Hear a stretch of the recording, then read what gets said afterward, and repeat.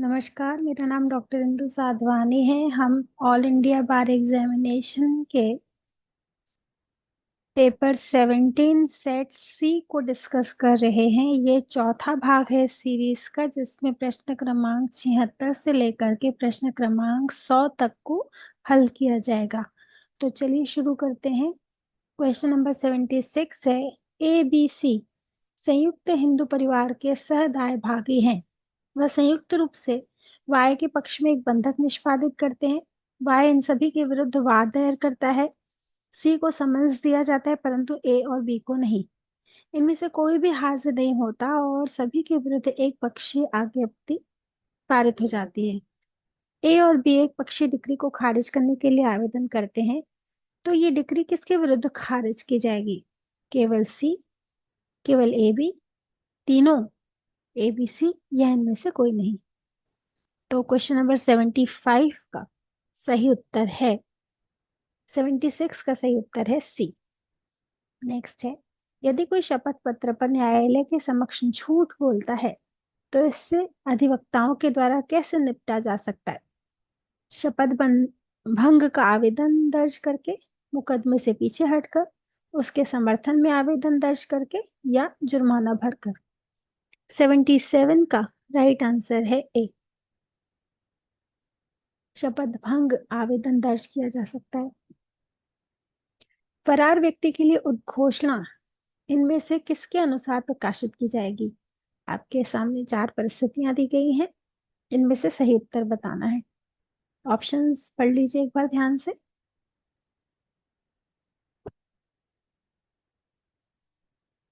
78 का right answer है D, यानी ये सभी सही हैं। नेक्स्ट, निम्नलिखित में से कौन सा कथन गलत है? प्रथम अपील तथ्य के प्रश्न या विधि के प्रश्न दोनों पर की जा सकती है। द्वितीय अपील केवल विधि के सारवान प्रश्न पर हो सकती है। द्वितीय अपील तथ्य के प्रश्न पर या विधि दोनों पर हो सकती है।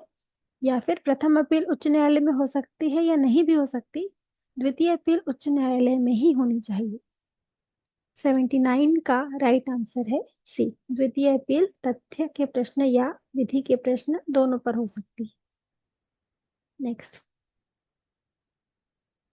आदेश 6 के अनुसार अभिवचन क्या है? शिकायत, लिखित कथन, शिकायत और लिखित कथन दोनों, या इनमें से कोई नहीं?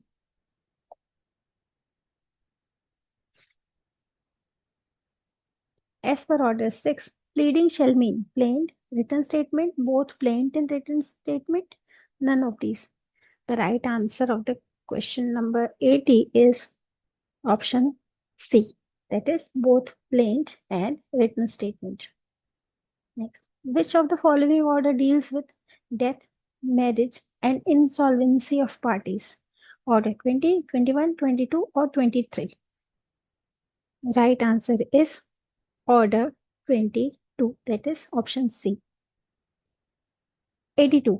The doctrine of res gestae has been discussed in which section of the Evidence Act? The right answer to this question is option B, that is section 6. When the liability of a person who is one of the parties to the suit depends upon the liability of a stranger to the suit, then the admission by the stranger in respect of his liability shall be an admission on the part of that person who is a party to the suit. Which section under Indian Evidence Act provides this? The right answer to this question is option C, that is section 19 provides this. Judicial evidence means, question number 84 जो है, इसके अनुसार ये पूछा जा रहा है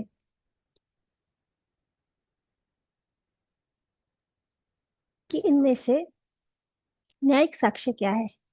तथ्यों के प्रमाण या अप्रमाण में न्यायालय द्वारा प्राप्त साक्ष्य, पुलिस ऑफिसर द्वारा प्राप्त साक्ष्य, गृह मंत्रालय द्वारा प्राप्त, या फिर प्राधिकरण द्वारा प्राप्त? Option A is the right answer, तथ्यों के प्रमाण या अप्रमाण में न्यायालय द्वारा प्राप्त। 85 है, साक्ष्य अधिनियम 1872 के अनुसार इनमें से कौन सा दस्तावेज नहीं है? ऑप्शन डी, इनमें से कोई नहीं, क्योंकि ये सभी दस्तावेज हैं जो तीन ऑप्शंस दिए गए हैं। नेक्स्ट 86, दहेज मृत्यु के बारे में उपधारणा किस धारा के अंतर्गत दी गई है? Option B is the right answer, 113 ख में दी गई है। भारतीय साक्ष्य अधिनियम 1872 की धारा 63 के अनुसार इनमें से कौन सा द्वितीयक साक्ष्य नहीं है? ऑप्शंस आपके सामने हैं। 87 का सही उत्तर है ऑप्शन डी, धारा 63 के अंतर्गत प्रमाणित नहीं हुई प्रतियां। 88 है सिविल प्रक्रिया संहिता 1908, इनमें से कौन सा प्रावधान वाद दायर करने से संबंधित रखती है? 88 का राइट आंसर है सी, धारा 26। प्रतिवादी पर प्रतिवादी उस पर समन्स की तामील की तारीख के खालिस्तान दिनों के भीतर अपने बचाव में एक लिखित कथन या बयान ऑर्डर 8 के अंतर्गत पेश कर सकता है। यहाँ पर दिन बताना है। 89 का राइट आंसर है बी, अर्थात 60 दिनों के भीतर।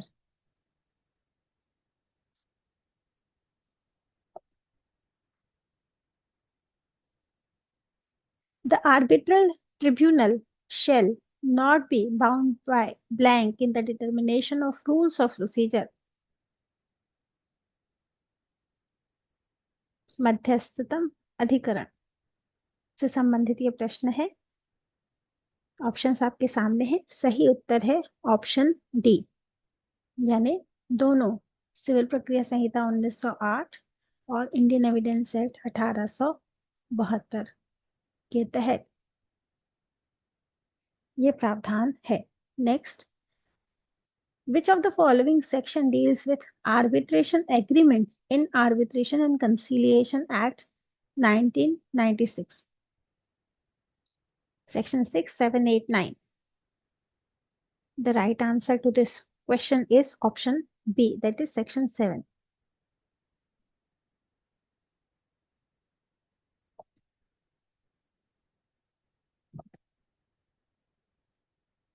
इन परिस्थितियों में मध्यस्थ कार्यवाहियों को समान किया जा सकता है। दो परिस्थितियां बताई गई हैं, अंतिम विवाचन पंचाट या अंतरिम पंचाट,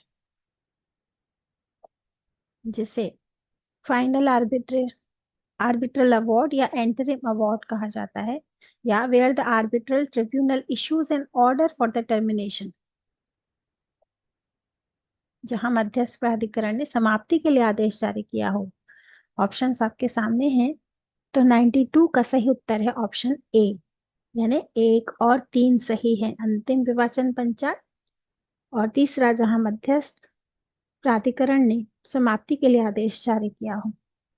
नेक्स्ट है, मध्यस्थता और सुलह अधिनियम 1996 की धारा 29 के अंतर्गत एक मध्यस्थ से ज्यादा वाली मध्यस्थ कार्यवाही मध्यस्थ प्राधिकरण का कोई भी निर्णय खालिस्तान ए सभी सदस्यों द्वारा लिया जाएगा, बी उसके सदस्यों की संख्या के 2/3 बहुमत से लिया जाएगा, सी मुख्य मध्यस्थ द्वारा लिया जाएगा, या डी उनके सदस्यों के बहुमत के द्वारा लिया जाएगा। 93 का राइट आंसर है डी। नेक्स्ट है, हिंदू विवाह अधिनियम 1955 में लंबित रहने पर भरण पोषण का प्रावधान कौन सी धारा में दिया गया है? ऑप्शन सी इसका राइट आंसर है, यानी सेक्शन 24 में ये प्रावधान दिया गया है। 95 है।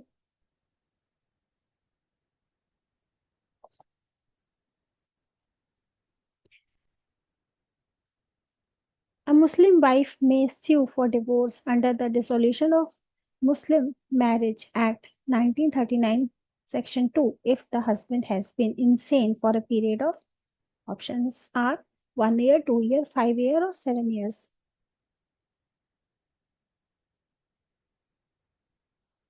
So the right answer to this question is option B, 2 years.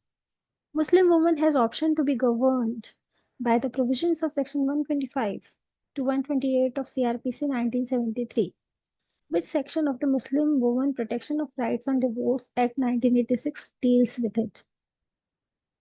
The right answer to this question is option A, that is section 5. Which of the following is not a ground for void marriage under section 11 of Hindu Marriage Act? Option D is the right answer, that is child marriage is not a proper ground. Next is subin the relationship means what? Options are given here.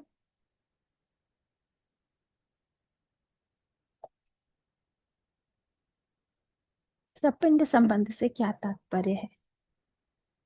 तो इसका सही उत्तर है